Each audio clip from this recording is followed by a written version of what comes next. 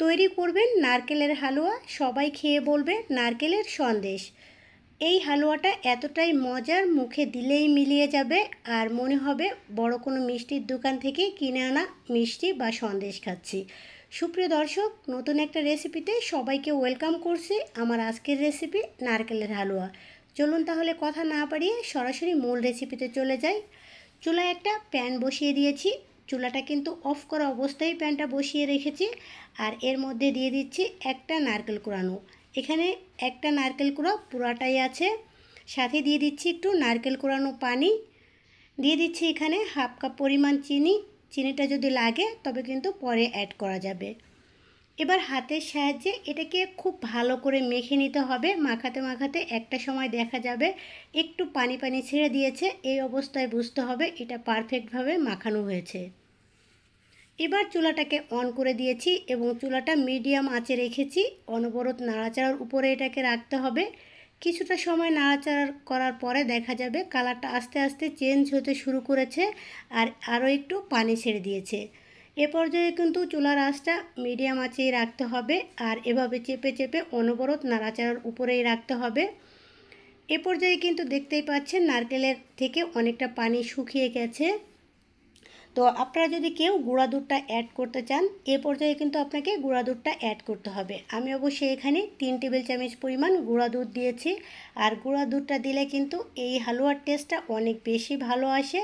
তবে কারো হাতের কাছে যদি না থাকে সেক্ষেত্রে এটাকে স্কিপ করতে পারেন, তাতেও কিন্তু হালুয়ার টেস্টটা অনেক বেশি ভালো আসে।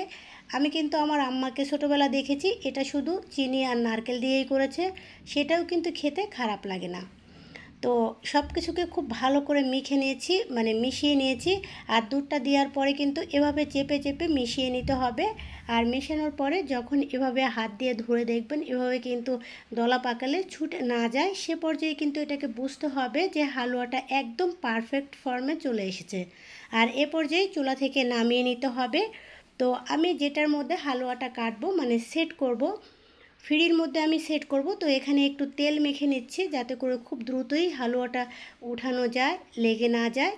আর হাতের সাহায্যে কিন্তু এটা চাপাচাপি করা একটু মুশকিল হয়ে যাবে, তাই একটা স্টিলের বাটির মধ্যে একটু তেল মেখে নিচ্ছি। এখন হালুয়াটাকে ফ্রির মধ্যে ঢেলে দিয়েছি আর বাটিটা দিয়ে এভাবে চেপে চেপে কিন্তু এটাকে সমান করে নিচ্ছি।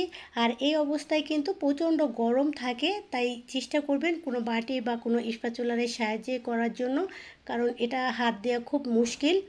তো আমি কিন্তু স্কোয়ার শেপ করব, তাই আমি খুব সুন্দরভাবে স্কোয়ার শেপ দিয়ে নিয়েছি।